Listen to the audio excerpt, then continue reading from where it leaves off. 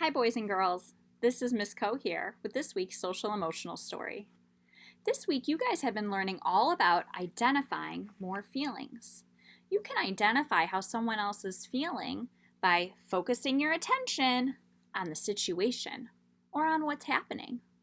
Remember, to focus your attention, you need to make sure you use your eyes, your ears, and your brain. Let's do our listening rules. Repeat after me.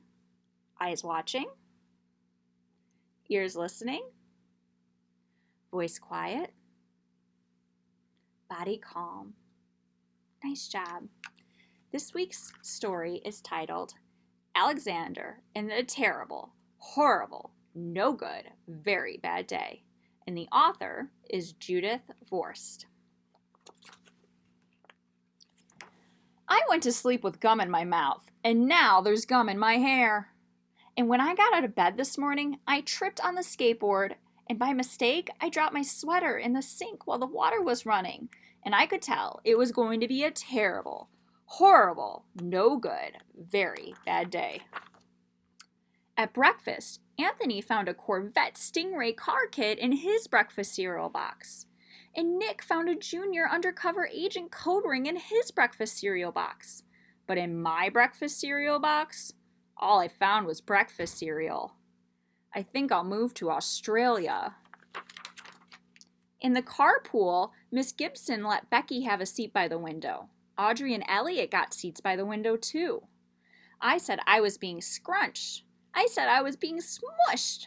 I said if I don't get a seat by the window, I'm going to be car sick. No one even answered. I could tell it was going to be a terrible, horrible, no good, very bad day. At school, Miss Dickens liked Paul's picture of the sailboat better than my picture of the invisible castle.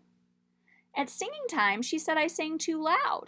At counting time, she said I left out the number 16. Who needs 16? I could tell it was going to be a terrible, horrible, no good, very bad day. I could tell because Paul said I wasn't his best friend anymore.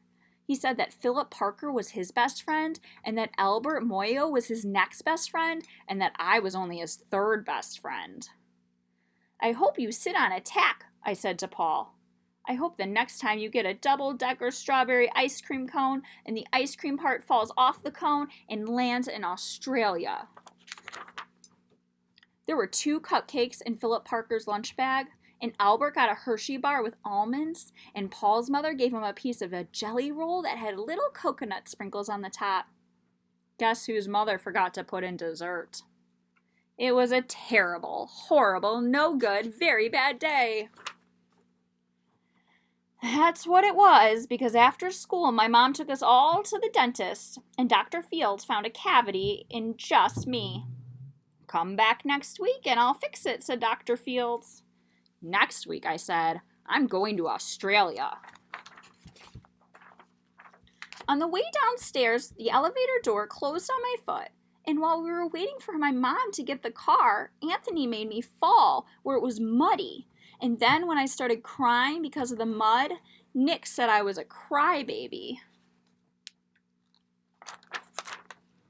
And I was pushing Nick for saying I was a crybaby, and my mom came back with the car and she scolded me for being muddy and for fighting.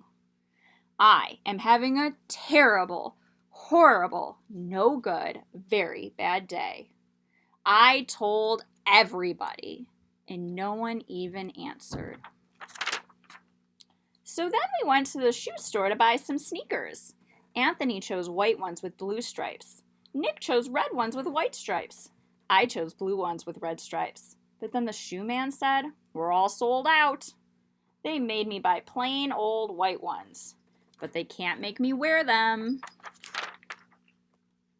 When we picked up my dad at his office, he said I couldn't play with his copying machine, but I forgot. He also said to watch out for the books on his desk, and I was as careful as I could be, except for my elbow. He also said don't fool around with his phone, but I think I called Australia. My dad said, please don't pick him up anymore. It was a terrible, horrible, no good, very bad day.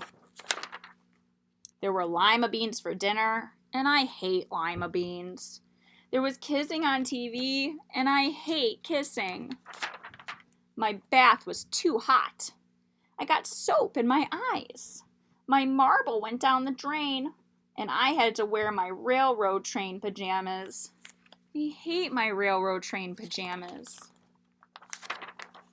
When I went to bed, Nick took back the pillow he said I could keep, and the Mickey Mouse nightlight burned out, and I bit my tongue. The cat wants to sleep with Anthony, not with me. It has been a terrible, horrible, no good, very bad day. My mom said, some days are just like that. Even in Australia. The end. Give me a thumbs up if you like today's story.